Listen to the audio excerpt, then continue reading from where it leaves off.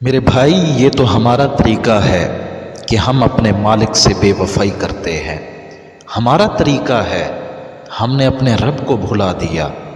مگر کچھ لوگ ایسے بھی دنیا میں آئے ہیں جنہوں نے زندگی کا ایک ایک لمحہ اپنے مالک سے وفا کرتے ہوئے گزارا، جنہوں نے زندگی کا ایک پل بھی کبھی اپنے مالک سے دوری نہیں اختیار کی، کبھی اپنے مالک سے بے وفائی نہیں کی۔ وہ مجھے ایک بڑا خوبصورت سا واقعہ یاد آ رہا ہے خلیفہ ہارون رشید کے حوالے سے۔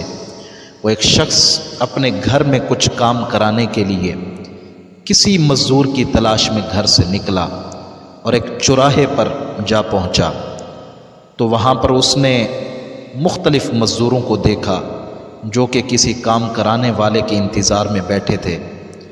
وہ کہتا ہے کہ ایک نوجوان بھی تھا جو سب سے الگ تھلگ کھڑا تھا، اور اس کے ہاتھ میں ایک تھیلا اور دوسرے ہاتھ میں تیشا تھا۔ اس شخص کا کہنا ہے کہ میں نے اس نوجوان سے پوچھا، کیا تم مزدوری کرو گے؟ نوجوان نے جواب دیا، ہاں۔ میں نے کہا کہ گارے کا کام کرنا ہوگا، کر لو گے؟ نوجوان کہنے لگا، ٹھیک ہے، میں وہ کام بھی کر لوں گا، مگر سنو، میری 3 شرطیں ہیں کام کرنے کی۔ اگر تمہیں منظور ہوں تو میں کام کرنے کے لیے تیار ہوں۔ تو وہ شخص کہتا ہے، میں نے کہا، مجھے بتاؤ تمہاری کیا شرائط ہے؟ اس نوجوان نے کہا، پہلی شرط یہ ہے کہ جب میں کام کر لوں تو میری مزدوری پوری کی پوری ادا کرو گے۔ یہ نہیں کہ آج نہیں آدھی لے لو، باقی آدھی کل لے لینا، نہیں، پوری مزدوری مجھے شام کو چاہیے ہوگی۔ دوسری شرط میری یہ ہے کہ مجھ سے میری طاقت اور میری صحت کے مطابق کام لوگے۔ اور تیسری شرط بڑی کمال کی رکھی اس نوجوان نے کہا کہ تیسری شرط یہ ہے کہ نماز کے وقت، جیسے ہی نماز کا وقت ہوگا میں تمہارا کام چھوڑ دوں گا، مجھے نماز ادا کرنے سے نہیں روکو گے۔ میں پہلے نماز ادا کروں گا، پہلے اپنے مالک کا فریضہ ادا کروں گا، پھر اس کے بعد تمہارا کام کروں گا۔ آج ہم رزق کے چند ٹکے کمانے کے لیے مالک کو بھلا دیتے ہیں، رزق کے چند پیسے کمانے کے لیے۔ بھائی، بچوں کی روزی بھی تو کمانی ہے، بھائی بچوں کے لیے بھی تو کچھ کمانا ہے۔ نماز پڑھنے چلے جائیں تو کہاں سے آئیں گے پیسے؟ میں کہتا ہوں 2-4 پیسے زیادہ کما بھی لوگے اگر، تو اس کے اندر وہ برکت کہاں سے لاؤ گے جو رب سے یارانہ لگانے میں، رب سے محبت کرنے میں جو برکت ان پیسوں کے اندر موجود ہوگی، وہ برکت کہاں سے لاؤ گے؟ وہ شخص کہتا ہے کہ میں نے یہ 3 شرطیں اس کی قبول کر لی اور اسے لے کر گھر آ گیا اور اس نوجوان کو کام بتایا اور پھر اپنے کسی کام کے حوالے سے گھر سے باہر چلا گیا۔ وہ کہتا ہے، جب میں شام کے وقت واپس آیا تو دیکھا اس نوجوان نے عام مزدوروں سے بھی 2 گنا زیادہ کام کیا تھا۔ میں نے بڑی خوشی سے اس کی اجرت ادا کی اور وہ نوجوان چلا گیا۔ کام تو باقی تھا۔ دوسرا دن ہوا، اسی نوجوان کی تلاش میں وہ شخص کہتا ہے کہ دوبارہ اسی چوک پر پہنچا اور اس نوجوان کو تلاش کرنا چاہا، مگر وہ تو مجھے نظر نہ آیا۔ میں نے دوسرے لوگوں سے، مزدوروں سے اس کے بارے میں پوچھا تو انہوں نے بتایا کہ وہ ہفتے میں صرف 1 دن مزدوری کرتا ہے۔ وہ شخص کہتا ہے کہ یہ سن کر میں سمجھ گیا کہ وہ کوئی عام مزدور نہیں بلکہ کوئی بڑی عظیم ترین شخصیت ہے۔ لوگوں سے اس کے بارے میں معلوم کیا اور اس جگہ پر جا پہنچا، دیکھا کہ وہ نوجوان زمین پر لیٹا ہوا تھا اور اسے بڑا شدید ترین بخار تھا۔ اس شخص نے اس سے کہا، اے اللہ کے بندے، تو یہاں اجنبی ہے، تنہا ہے اور پھر بیمار بھی ہے، اگر مہربانی کرے تو میرے ساتھ میرے گھر چل اور مجھے اپنی خدمت کا موقع دے۔ پہلے تو اس نوجوان نے بڑی شدت سے انکار کیا، مگر میرے مسلسل اصرار پر وہ مان گیا، لیکن اب بھی اس نے ایک شرط رکھی، اور وہ شرط کیا تھی؟ اس نے کہا کہ مجھ سے کھانے کی کوئی شے وہ نہیں لے گا اور نہ ہی مجھے کسی کھانے کی چیز پر تم اصرار کرو گے۔ وہ شخص کہتا ہے کہ میں نے اس کی یہ شرط بھی منظور کر لی اور اسے اپنے گھر لے آیا۔ 3 دن وہ نوجوان میرے گھر پر قیام پذیر رہا لیکن اس نے ان 3 دنوں میں نہ تو کسی چیز کا مطالبہ کیا اور نہ ہی مجھ سے کوئی چیز لے کر کھائی۔ چوتھا دن جب ہوا اس کے بخار میں بھی شدت آ گئی۔ اس نوجوان نے مجھے اپنے پاس بلایا اور کہنے لگا، اے میرے بھائی، اے اللہ کے بندے، سن، لگتا ہے کہ میرا وقت آخر قریب آ گیا ہے، لہٰذا جب میں مر جاؤں تو میری ایک وصیت ہے، اس پر عمل کرنا۔ وصیت کیا ہے؟ کہا، جب میری روح میرے جسم سے نکل جائے، میرے گلے میں رسی ڈالنا اور گھسیٹتے ہوئے باہر لے جانا اور اپنے گھر کے ارد گرد چکر لگوانا اور یہ صدا دینا کہ لوگوں دیکھ لو، اپنے مالک سے، اپنے رب سے، اپنے خالق کی نافرمانی کرنے والوں کا یہ حشر ہوتا ہے۔ آج ہم دیکھیں کتنی نافرمانیاں کرتے ہیں، زندگی کا ایک ایک پل اپنے رب سے نافرمانی کرتے ہوئے گزرتا ہے، زندگی کا ایک ایک لمحہ رب سے دوری اختیار کیے ہوئے ہیں، مگر ہم نے کبھی نہیں سوچا اس حوالے سے کہ رب کے سامنے حاضر بھی ہونا ہے۔ مگر جو اللہ والے ہوتے ہیں ان کا طرز طریق کیا ہے، ان کی زندگی کا عمل کیا ہے کہ زندگی ویسے بھی مالک کے نام پر گزاری، انہوں نے جینا اپنے رب کے نام پر رکھا، مگر جب دنیا سے جانے لگے تو پھر بھی کیا عالم ہے، اب بھی یہی ڈر ہے کہ ہم شاید کہ اپنے رب کا حق ادا نہ کر سکے، ہم شاید کہ وہ فرائض اس طریقے سے ادا نہ کر سکے جس طرح کرنے کا حق ہوتا ہے۔ تو اس نوجوان نے کہا کہ مجھے گھسیٹ کر باہر لے جانا اور صدا دینا، دیکھ لو لوگوں، اپنے رب سے نافرمانی کرنے والوں کا حشر اس طرح ہوتا ہے۔ پھر کہنے لگا، شاید کہ اس طرح میرا رب مجھے معاف کر دے۔ اور دوسری شرط کیا ہے، دوسری وصیت کیا ہے، جب تم مجھے غسل دے دو تو مجھے انہی کپڑوں میں دفن کر دینا، نئے کفن کا اہتمام کرنے کی کوئی ضرورت نہیں۔ اور پھر میرے کفن دفن کے بعد بغداد شریف میں خلیفہ ہارون رشید کے پاس چلے جانا، اور یہ میرا ایک قرآن پاک ہے اور انگوٹھی ہے، یہ اسے دے دینا اور میرا یہ پیغام بھی دینا کہ اے خلیفہ ہارون رشید، اللہ نے اگر تجھے بادشاہت دی ہے تو اللہ سے ڈرو، کہیں ایسا نہ ہو کہ غفلت اور نشے کی حالت میں موت آ جائے اور بعد میں پھر تجھے پچھتانا پڑے، لیکن پھر اگر پچھتاؤ گے تو اس سے کچھ حاصل نہیں ہوگا۔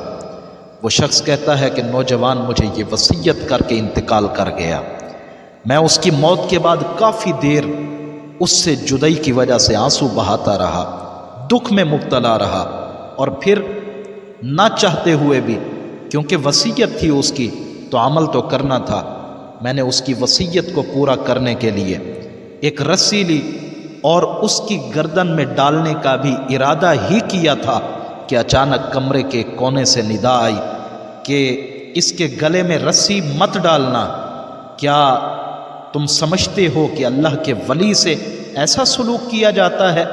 کیا تم سمجھتے ہو کہ اللہ کے پیارے سے اس طرح کرنا چاہیے؟ وہ شخص کہنے لگا، یہ آواز سن کر میرے بدن پر ایک کپ کپی سی طاری ہو گئی، اور یہ سننے کے بعد کہ وہ اللہ کا ولی ہے، میں نے اس کے پاؤں کو بوسہ دیا، اس کے کفن و دفن کا انتظام کیا، اور پھر اس کو کفن دیا، جنازہ پڑھا، دفنا دیا۔ اس کی تدفین سے فارغ ہونے کے بعد میں نے اس کا قرآن پاک لیا، انگوٹھی لی، اور خلیفہ ہارون رشید کے محل کی جانب روانہ ہو گیا۔ وہاں جا کر میں نے اس نوجوان کا واقعہ ایک کاغذ پر لکھا اور محل کے داروغہ سے اس سلسلے میں بات کی، تو اس نے میرا رکا تو اندر بھیج دیا اور مجھے باہر روک لیا، اندر جانے کی اجازت دینے کے بجائے اپنے پاس بٹھا لیا۔ اب وہ رکا خلیفہ ہارون رشید کے پاس پہنچا تو اس نے مجھے اپنے دربار میں طلب کیا اور کہنے لگا، کیا تم مجھے اتنا ظالم سمجھتے ہو کہ مجھ سے براہ راست بات کرنے کے بجائے رکے کا سہارا لیا؟ وہ بندہ کہنے لگا کہ اللہ تعالیٰ آپ کا اقبال بلند کرے، آپ کی بادشاہت کو اللہ سلامت رکھے، میں کسی ظلم کی فریاد لے کر نہیں آیا بلکہ ایک پیغام خاص لے کر حاضر ہوا ہوں۔ خلیفہ نے مجھ سے اس پیغام کے بارے میں جب پوچھا تو وہ شخص کہتا ہے، میں نے وہ قرآن پاک اور وہ انگوٹھی نکال کر خلیفہ ہارون رشید کے سامنے رکھ دی खलीफा ने उन चीज़ों को देखा जैसे ही तो मेरी तरफ मुतवज्जे होके कहा, ये चीज़ें तुझे किसने दी हैं? तो वो शख्स कहता है, मैंने अर्ज़ की, एक गारा बनाने वाले मज़दूर ने मुझे ये 2 चीज़ें दी हैं। खलीफा ने जब सुना तो इन्हीं अल्फाज को 3 बार दोहराया, गारा बनाने वाला मज़दूर, गारा बनाने वाला मज़दूर, गारा बनाने वाला मज़दूर, और फिर ये कहते कहते रो पड़ा। काफ़ी देर रोने के बाद मुझसे पूछा कि अल्लाह के बंदे, वो गारा बनाने वाला मज़दूर अब कहाँ है? वो शख्स कहने लगा कि वो मज़दूर तो फोत हो चुका है। ये सुनकर खलीफा पर ऐसी रिक्कत तारी हुई कि बेहोश होकर अपने तख्त से नीचे गिर पड़ा और काफ़ी देर तक उसी आलम के अंदर, बेहोशी के आलम के अंदर रहा।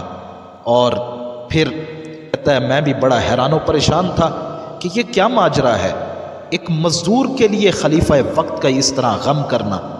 लेकिन वो कहता है, जब खलीफा को कुछ इफाका हुआ तो मुझसे कहने लगा कि उसकी वफ़ात के वक़्त तुम भी उसके पास थे। मैंने उसको जवाब दिया कि हाँ। तो उसने कहा, तुझे उस नौजवान ने कोई वसीयत भी की थी? वो शख्स कहने लगा कि मैंने बताया कि उस नौजवान की वसीयत ये थी, ये पैगाम ये था कि उस नौजवान ने कहा, अल्लाह से हमेशा डरो, अपनी बादशाहत पर कभी नाज न करना, कभी जाम में ना आना, कभी ये ना सोचना कि ये हमेशा रहेगी। तो खलीफा ने जब ये सारी बातें सुनी तो मज़ीद गमगीन हो गया और अपने सर से इमामा उतार दिया और अपने कपड़े चाक कर डाले और कहने लगा, ऐ मुझे नसीहत करने वाले, मेरे जाहिद व पारसा और मेरे शफीक बेटे। और इस तरह के दीगर उसने काफ़ी अलकाबात उस नौजवान के लिए बोले और मुसलसल आंसू बहाता रहा। वो शख्स कहता है कि ये सारा मामला देखकर मैं मज़ीद से मज़ीद हैरानी और परेशानी में मुब्तला होता गया और सोचता गया कि ये आखिर माजरा क्या है कि खलीफा वक्त होकर एक आम से मज़दूर के लिए इस कदर गमज़दा क्यों है आखिर। जब रात हुई तो खलीफा हारून रशीद ने मुझसे उसकी कब्र पर ले जाने की ख्वाहिश ज़ाहिर की। तो मैंने बादशाह वक्त खलीफा हारून रशीद को साथ लिया और खलीफा चादर में मुंह छुपा के मेरे पीछे पीछे चल पड़ा। जब हम कब्रिस्तान में पहुँचे तो मैंने एक कब्र की तरफ इशारा करके कहा है, ए बादशाह सलामत, ये उस नौजवान की कब्र है। खलीफा उसकी कब्र से लिपट कर धाड़े मार मार के रोने लगा और फिर कुछ देर रोने के बाद उसकी कब्र के सरहाने खड़ा हो गया और मुझसे कहने लगा कि ए पैगाम लेके आने वाले शख्स, ये नौजवान जो था ये मेरा बेटा था, मेरी आंखों की ठंडक और मेरे जिगर का टुकड़ा था। एक दिन ये रक्स व सुरूर की महफिल में गुम था कि मकतब में किसी बच्चे ने ये आयत करीमा तिलावत की और उसकी सदा इसके कानों में पहुंची। बच्चा तिलावत कर रहा था, अलम यअनि लिल्लज़ीना आमनू अन तख़शअ क़ुलूबुहुम लिज़िक्रिल्लाह। ये 28वें सिपारे की सूरह हदीद है कि इसका तर्जमा है, क्या ईमान वालों के लिए अभी वो वक्त नहीं आया कि उनके दिल अपने खालिक की तरफ, अपने मालिक की तरफ झुक जाएं। खलीफा कहने लगा कि जब मेरे बेटे ने ये आयत सुनी, रक्स व सुरूर की महफिल में मुब्तला रहने वाला नौजवान, उसने जैसे ही सुनी तो अल्लाह के खौफ से थर थर कांपने लगा और उसकी आंखों से आंसुओं की झड़ी लग गई और ये पुकार पुकार कर कहने लगा, क्यों नहीं, क्यों नहीं, वक्त ज़रूर आ गया है। और ये कहते हुए महल के दरवाजे से बाहर निकल गया। खलीफा कहने लगा, उस दिन से हमें इसके बारे में कोई खबर न मिली, ढूंढने की बड़ी कोशिश की मगर न मिला। आज तुमने उसकी वफ़ात की खबर दी है तो मैं अपने बेटे से मिलने के लिए उसकी कब्र पर आया हूँ।